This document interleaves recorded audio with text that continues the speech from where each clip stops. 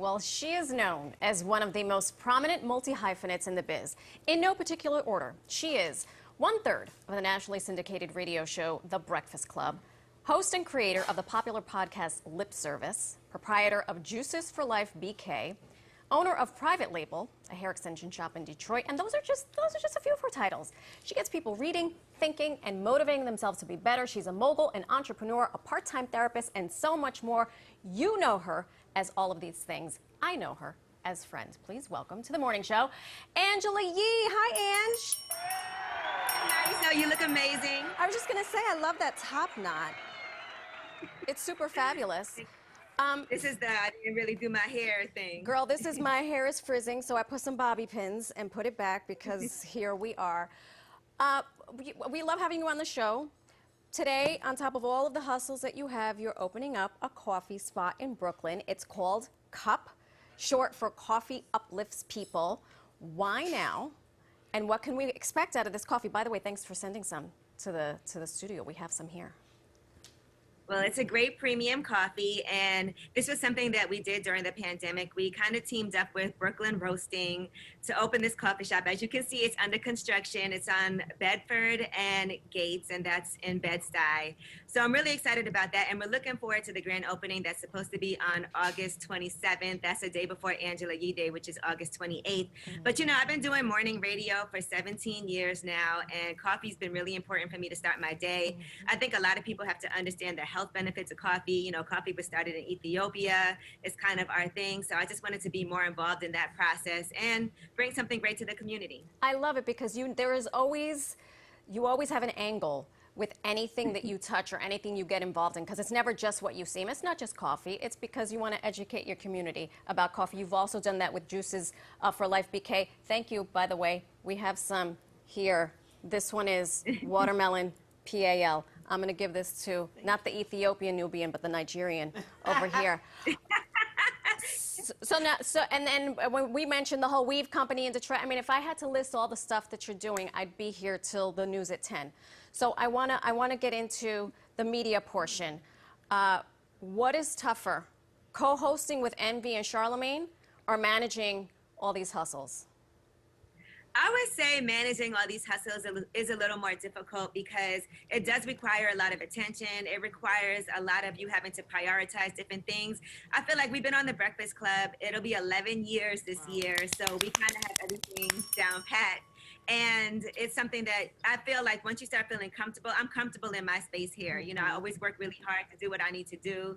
But we all know each other pretty well. We have a rhythm going. And when it comes to having to open these brick and mortar businesses, that's difficult because you have to deal with employees. You know, right now, there's a high turnover rate. And obviously, when people are coming to work for you, you don't know who's going to stay. We've been through different managers. Right now, we're hiring at Coffee Uplifts people for when we open. Okay. So, you know, that's all like a learning process all the time. So I do feel like that's a lot more difficult. And also even being able to cater to our customers. Every day there's hundreds of people that come through those doors. So we want to make sure that people are satisfied. And I know, speaking of satisfaction, I want to talk about Lip Service, your podcast show. We have a clip from an episode, just real quick on the episode. Oh, I don't know. Lizzo, Lonely Love, Chelsea Handler. Let's take a look. As women of color, doing a podcast about sex, we got so much judgment. Because you still can't even talk about sex. I mean, I guess a podcast is really the only format to do it. And one day it clicked to me and said, all the energy I'm trying to do to put in this relationship, let me take that energy and put into my career and focus on my life. And when you do that, but it has to click. I have goals and dreams of when I get older being a sugar mama because I just love spoiling people. I love giving gifts. So maybe I would buy myself a car and be like, you can use it. The bookings on that show just speak to the fact that you've worked so hard in your career. You have the respect of so many people across our industry. So what was your goal when you started Lip Service, and what do you think of it now? Well, the goal was to create a safe space for women in particular to be able to talk about things with no judgment. So that's really how it started. But I do feel like it's morphed into a space where people do interviews all the time and we talk about typical things. But this is a lot more intimate, people's discussion about their real lives, about relationships. So I do feel like it touches on different things. So that's really the goal, just to have a good time also, and for people to not feel like they're being attacked or no one's trying to get an aha moment, just to have fun. And do you have Chelsea Handler and Lizzo on speed dial? You could tell me.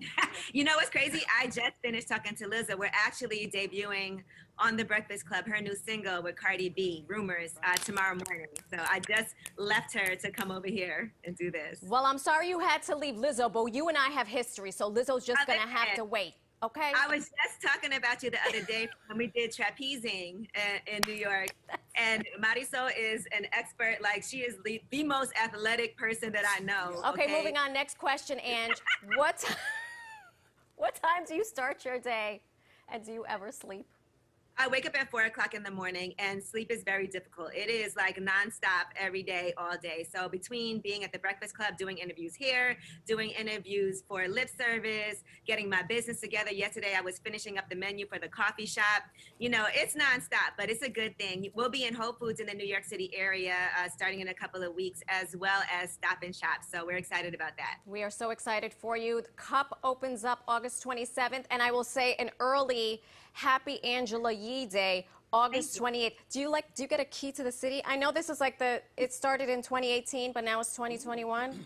What happens? You get to ride the subway for free? Listen, you know, my mother works for New York City Transit Authority. No, I don't ride the subway for free, but I still take the train, and I saw you guys talking about that. The train is my favorite form of public transportation.